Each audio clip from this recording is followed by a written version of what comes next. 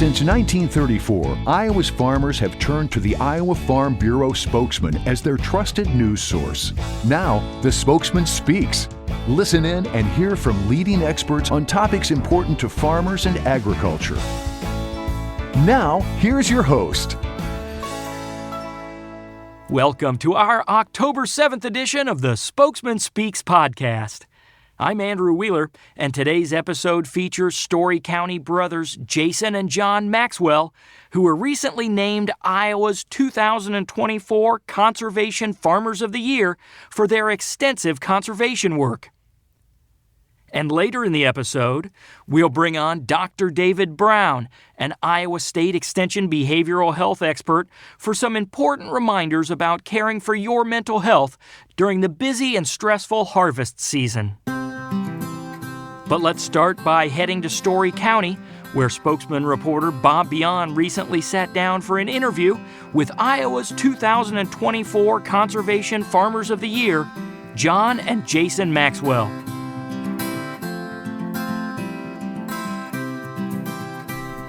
John and Jason, good afternoon. Thanks for joining us today, and to honor Maxwell Farms as Conservation Farmer of the Year, big congratulations to you guys.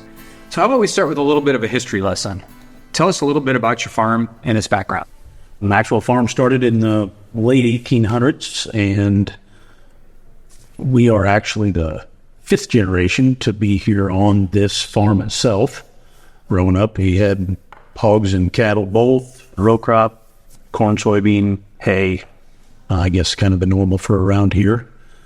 And then as John and I came into the operation, we built a couple of wean to finish buildings, and then kind of grew our cow-calf herd a little more, row crops, and then kind of over time have evolved into more strip tilling, no-tilling, vertical tilling versus the old conventional way that Dad and grandparents did before us.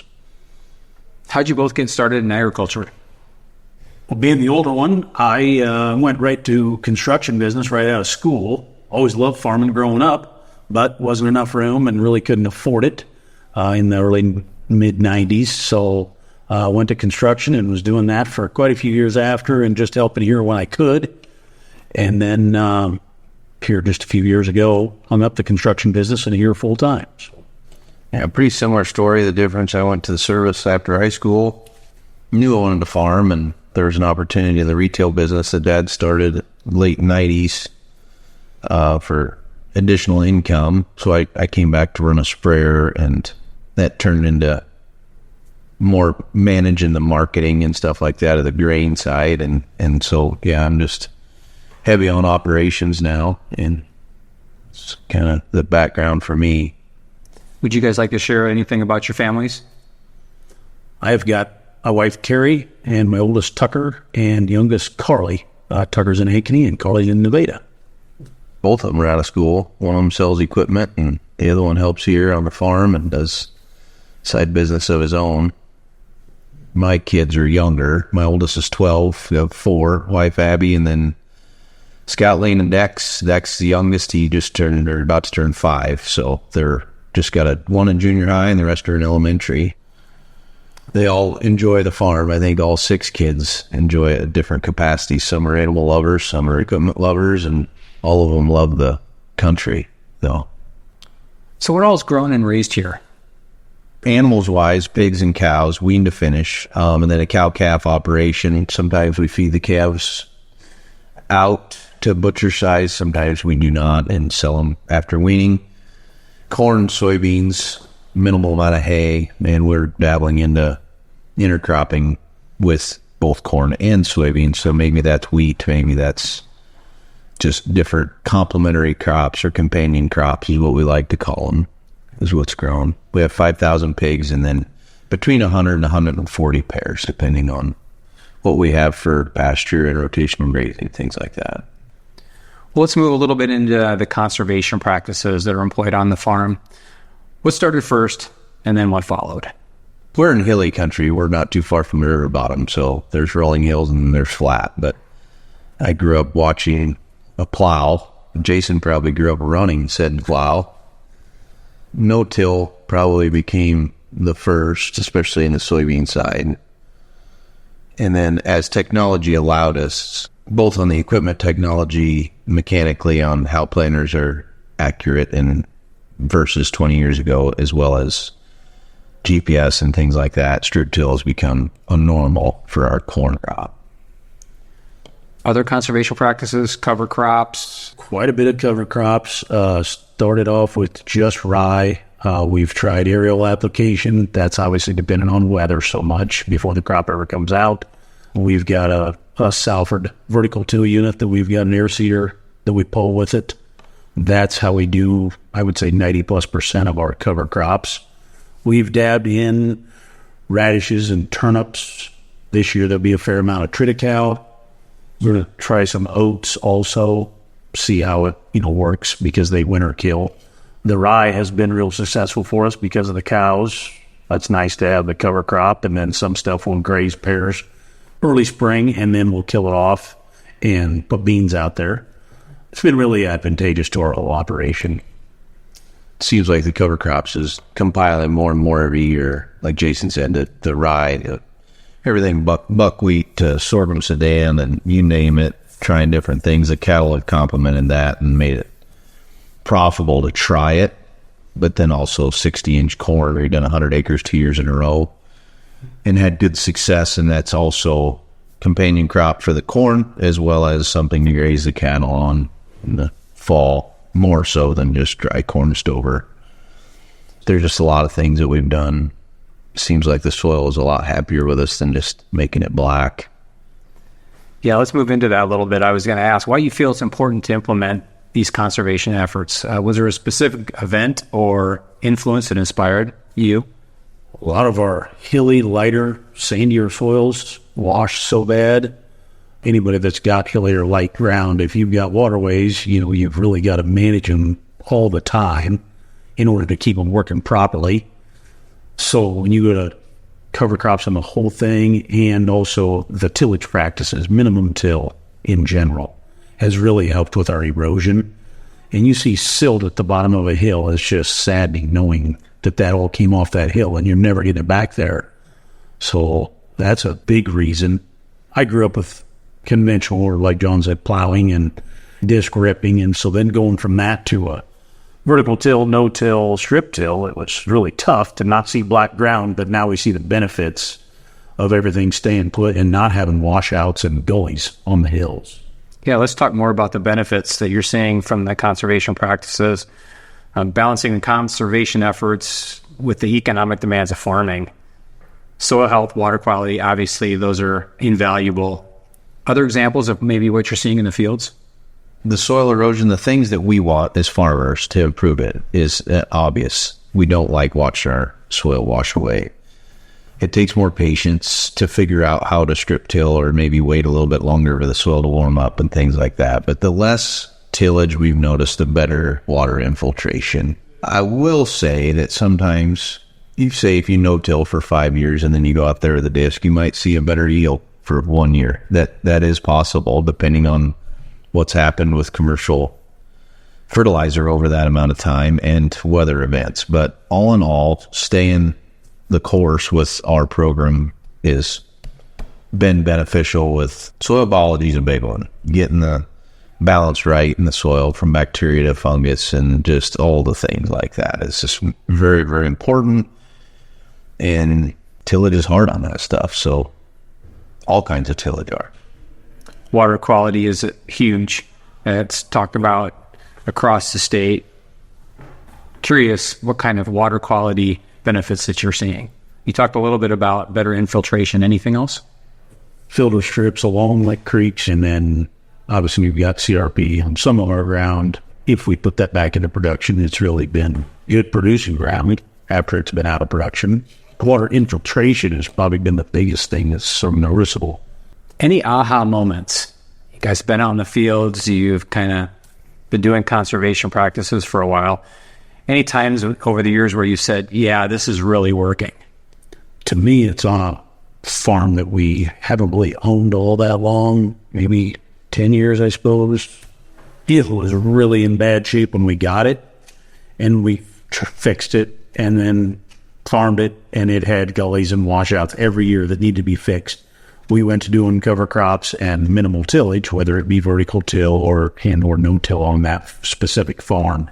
It was really rewarding to go out there the next year and see that there wasn't any washouts. It was the sod really made a difference. For me, it's tillage on Jason's point, and then on the covers topic, it takes an entire different mindset. As farmers, we're trained chemistry, and if you're using covers effectively, you need to know biology more than chemistry. So if you combo the correct covers with your next cash crop, it works very, very well. And if you don't, then you can have a very negative impact, and that tends to leave a bad taste in growers' mouths, but rightfully so. I mean, you only get one chance a year to grow a crop.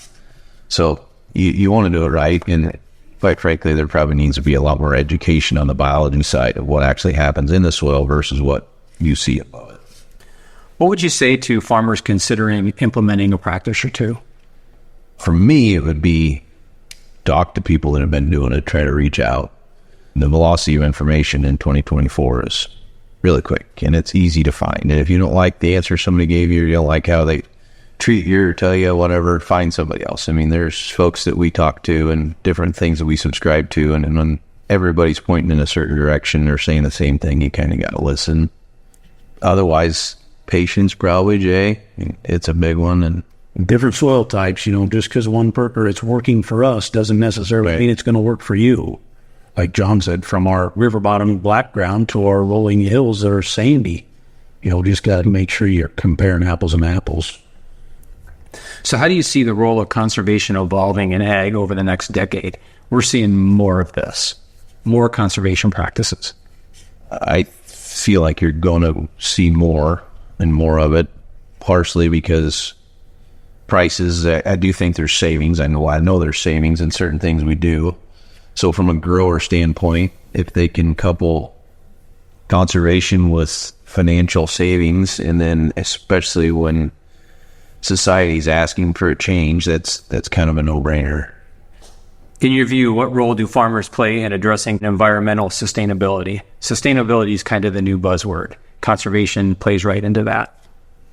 My feeling is all our neighbors and all the people we work with and know within a 40, 50, 60-mile radius, and even the farmers I know in Illinois, the family members and the ones in Ohio that I was a service friend with, we're all being sustainable, in some fashion. We're trying to sustain a livelihood and something to give your children. So I think the farmer, whether folks realize it or not, are always going to be leading that charge, especially when they're getting support from their neighbors and their family and their different things that I feel like we've got.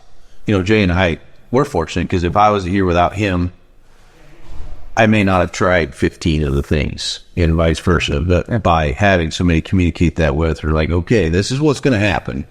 If this fails, are you good with this?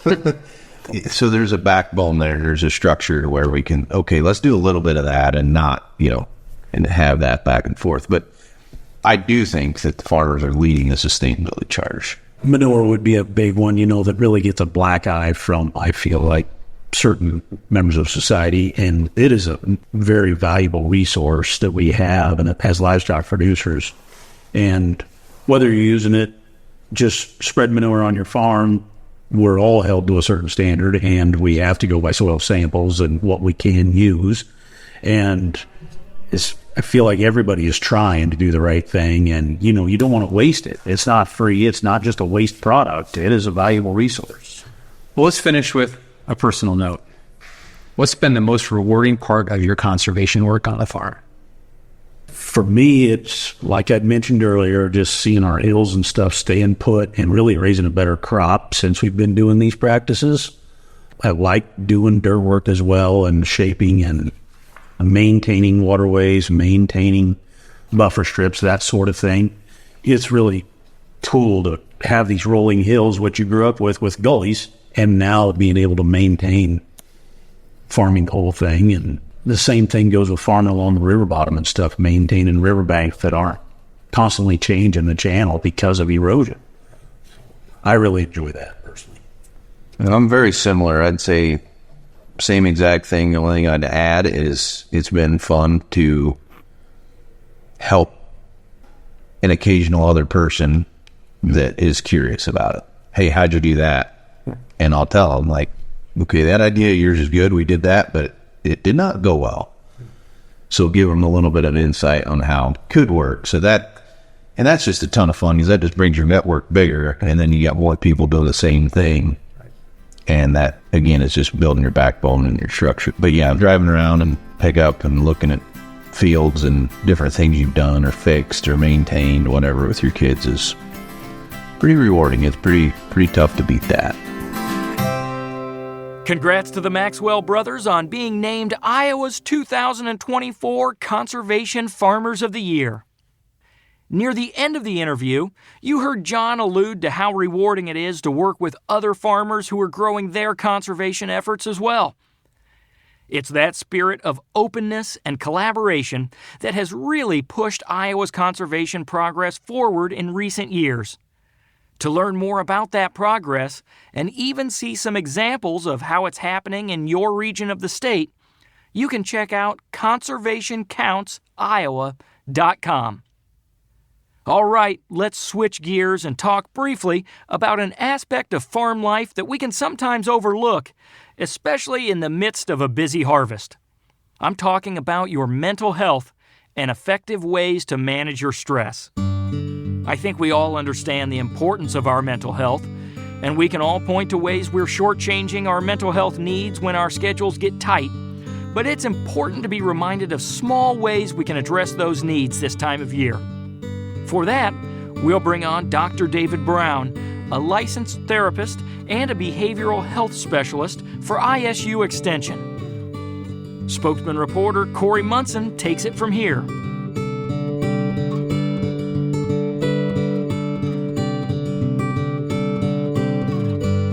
Thank you so much for joining us today, Dr. Brown.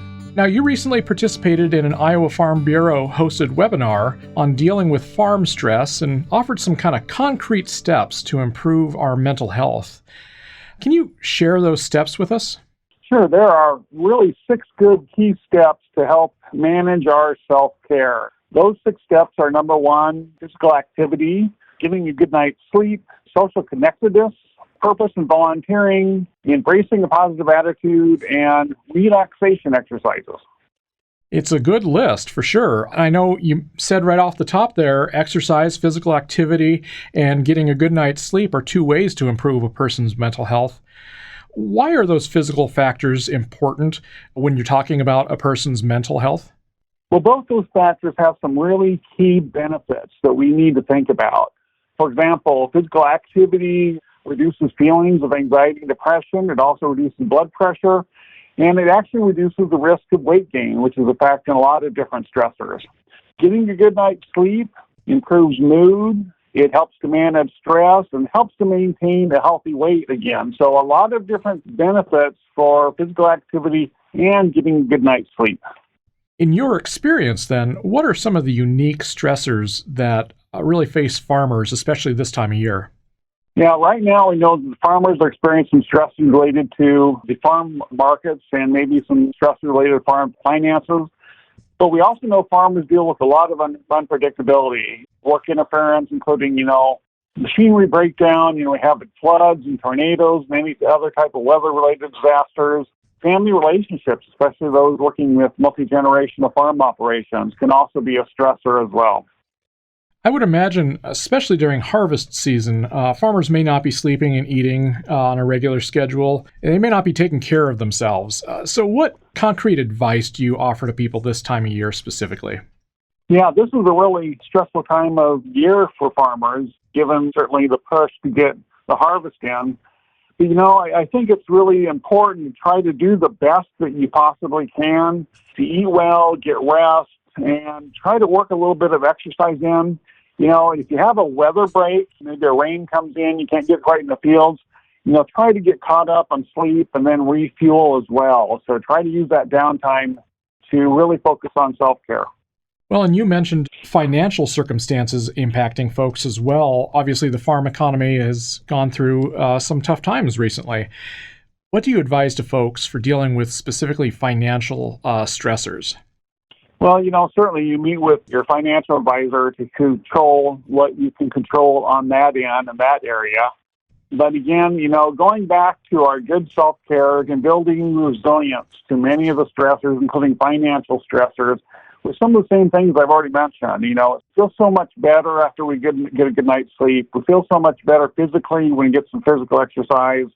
Having opportunities to connect with other people, family members, friends, other farmers, are ways that individuals can stay more resilient despite any type of stressor they may be experiencing. In your experience, have you run into a reluctance by farmers to ask for help? And do you have strategies to help them overcome those concerns? Farmers tend to be very self-reliant, very resilient, and very independent. And so some of that is beneficial, some of that prevents them from seeking help. So really one of the key strategies there is so important. If someone is close to a person, suggests if they get help, they're much more likely to take that next step and actually reach out and get some help. So that we really focus on the importance of training people to learn about the signs and symptoms, and then if they see someone with that, may have that person who's close to the farmer or other family member make that suggestion for them to get help. You mentioned the value of being part of a community, and I think you just hit on one of them right there. You have somebody watching out for you, watching your back. Share a little bit more about the value of community, and you also mentioned the idea of having a purpose. Can you talk a little bit more in-depthly about those, what they look like, and why they're important? Having a community and being a part of community is really another important step as far as maintaining our self-care. For example, social connectedness improves the ability to recover from stress, ability and depression. It reduces risk of suicidal behavior. It actually is interesting. It improves sleep quality, well-being, and quality of life. So being a part of that community and having all that social connectedness is a huge way to help become more resilient to the stresses around us. Now, we've also been doing a lot of training with the agribusinesses and other individuals who are supporting farmers to make sure that they know the signs to look for, and so they can help the individual to direct the individual to appropriate medical professional, or maybe suggest getting some help in other ways. It's all about having community better prepared and better knowledgeable to help another person. And that's, again, I think the importance of being involved in a community who's aware of the social issues and aware of the signs of mental health challenges so they can take the next appropriate steps. So it sounds like from what you're saying that the resources that we're going to talk about here in a minute can be valuable not only to the person experiencing stress at this moment, but also people who have others around them that may be going through those stressors. Would you recommend that it's not just the person seeking help at this moment, but others also get in there and learn about this? Sure. Anybody can call to get consultation if they have someone they'd like to find help. Yeah, there's some great resources out there that anybody can contact to not only for themselves, but maybe get some consultation on how to get the individual they're concerned about some help as well. What kind of one-stop shop that I really recommend to the farm community is the Iowa Concern Hotline, which is 1-800-447-1985. And that is available 24 hours a day. You can connect with someone on that line to provide kind of emotional stress assistance. But we also have individuals available to talk about financial concerns. We also have an attorney on staff to help individuals learn about the legal rights. They also really have a very well-developed resource list for provide resource and referral to anybody who may be looking for, maybe a mental health provider or a different type of service so that they can get some help. So I always think that Iowa Concern is kind of a great one-stop shop. And they have expertise related to farming specifically, right? That's correct. Actually, Iowa Concern Hotline is the farm stress hotline for the north central and southern regions of the United States. And so they're very adept to providing direction specifically to the farm community, directing them in the right direction. Perfect. And give us that 800 number one more time.